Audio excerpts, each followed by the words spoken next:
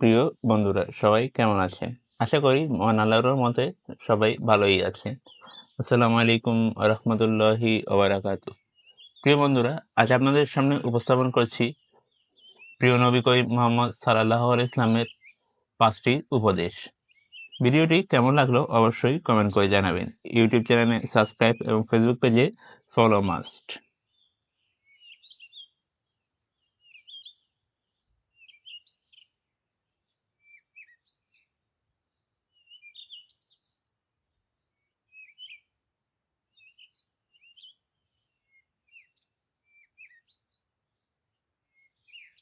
বন্ধুরা, নবী করিম মোহাম্মদ সাল্লাল্লাহু আলাইহি ইসলাম হলেন পৃথিবীর সর্বশ্রেষ্ঠ শিক্ষক। তিনি বিভিন্ন সময় নিজের সাহাবীদের বিভিন্ন উপদেশ দিয়েছিলেন।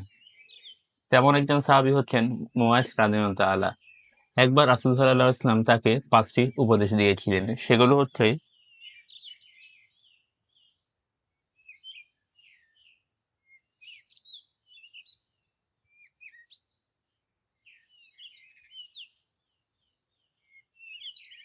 নবী করিম মুহাম্মদ সাল্লাল্লাহু আলাইহি ওয়াসাল্লামের উপদেশগুলোর মধ্যে প্রথমটি হচ্ছে, আল্লাহর সঙ্গে কাউকে শিরিক করো না। যদি তোমাকে হত্যা করা হয় অথবা আগুনে জ্বালিয়ে দেওয়া হয় তবুও। শিরিক অত্যন্ত জঘন্য অপরাধ। মহান আল্লাহ পবিত্র কোরআনে অসংখ্য জায়গায় বান্দাকে শিরকের ব্যাপারে সতর্ক করেছেন এবং শিরিক থেকে বেঁচে থাকার জন্য আদেশ করেছেন। এখানে মহান আল্লাহ রাব্বুল আলামিন বলেছেন, তোমরা ইবাদত করো আল্লাহ, তার সঙ্গে কোনো কিছুকে শিরিক করো না। সূরা নিসা আয়াত 36।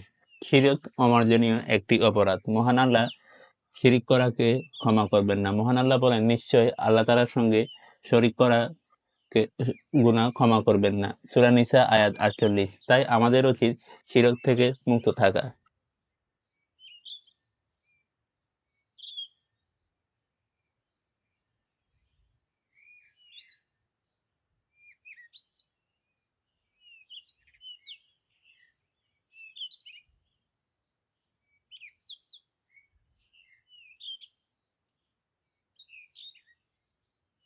এবার হচ্ছে 2 নাম্বার। 2 নাম্বারে বলা হয়েছে পিতামাতার অবাধ্য হবে না।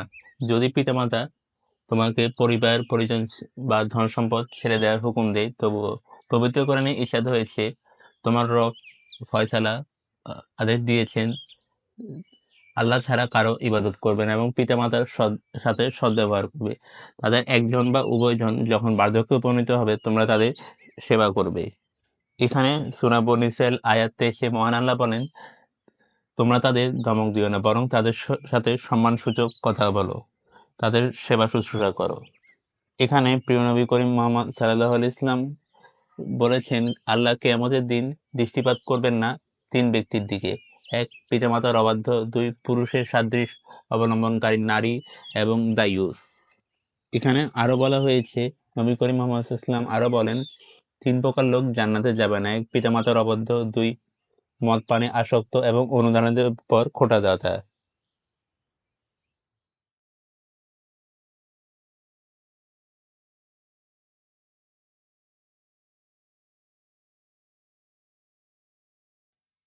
প্রিয় বন্ধুরা, 3 নম্বরে রয়েছে, ইচ্ছাকৃতভাবে কখনো ফরজ নামাজ ছেড়ে দিও না।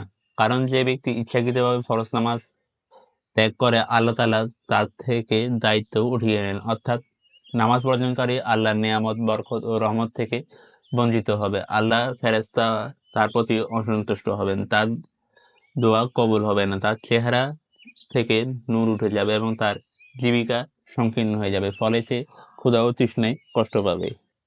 প্রিয় বন্ধুরা, এখানে আরো বলা হয়েছে, ফরজ নামাজ বর্জনকারী ব্যাপারে কঠিন হুঁশিয়ারি বাক্য উচ্চারণ করেছেন জাবির রাদিয়াল্লাহু তাআলা থেকে বর্ণিত। রাসূল সাল্লাল্লাহু আলাইহি ওয়াসাল্লামকে বলতে শুনেছি, বান্দা এবং শিরক এবং কুফরের মধ্যে পার্থক্য হলো নামাজ ছেড়ে দেওয়া। মুসলিম হাদিস 148। তাই কোনো মুসলিম ইচ্ছাকৃতভাবে নামাজ ত্যাগ করতে পারে না।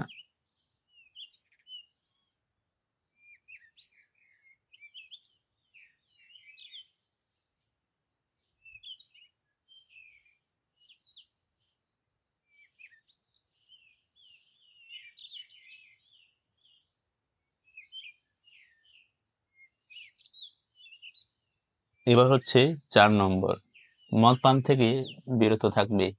কেননা তার সব অশ্লীলতার মূল। মাদক শুধু ব্যক্তিকে নয়, গোটা পরিবারকে ধ্বংস করে দেয়, সমাজে তাদের মাথা নিচু করে দেয়, মানুষকে অশ্লীলতার দিকে ঠেলে দেয়। এই ধরনের অভ্যাস জীবনের সফলতার অন্তরায়।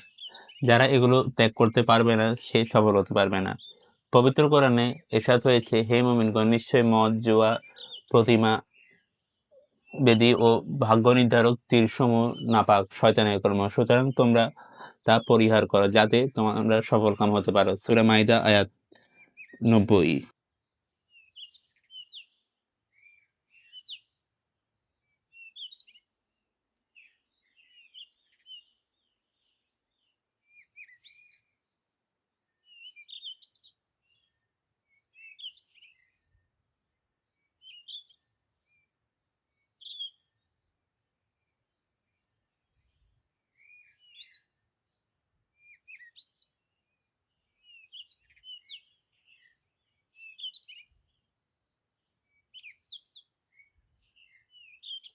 প্রিয় বন্ধুরা, সর্বশেষ এবং 5 নম্বরে রয়েছে সাবধান, আল্লাহর নাফরমানি ও গুনাহ থেকে বেঁচে থাকো, কেননা নাফরমানি দ্বারা আল্লাহর ক্রোধ অবধারিত হয়ে যায়। মহান আল্লাহ ইরশাদ করেন, আল্লাহ তোমরা প্রকাশ্য ও গোপন পাপ বর্জন করো, যারা পাপ করে অচিরেই তাদের পাপের সমুচিত শাস্তি দেওয়া হবে। সূরা আনআম আয়াত 120।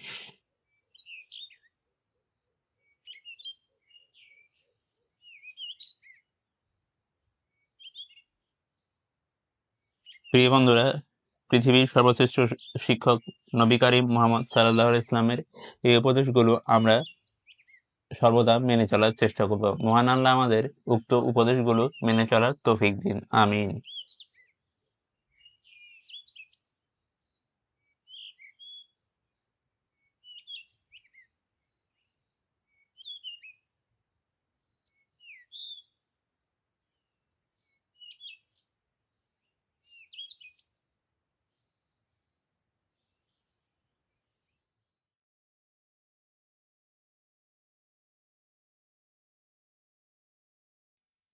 প্রিয় বন্ধুরা, আজকের মতো ভিডিওটি এখানেই শেষ করছি। ইউটিউব চ্যানেলে সাবস্ক্রাইব এবং ফেসবুক পেজে ফলো করতে ভুলবেন না। ভিডিওতে একটি লাইক দিয়ে যাবেন। কমেন্ট করে জানাবেন আজকের ভিডিওটি আপনার কেমন লাগলো। মহান আল্লাহ আপনাকে উত্তম প্রতিদান দান করুক। আল্লাহ হাফেজ।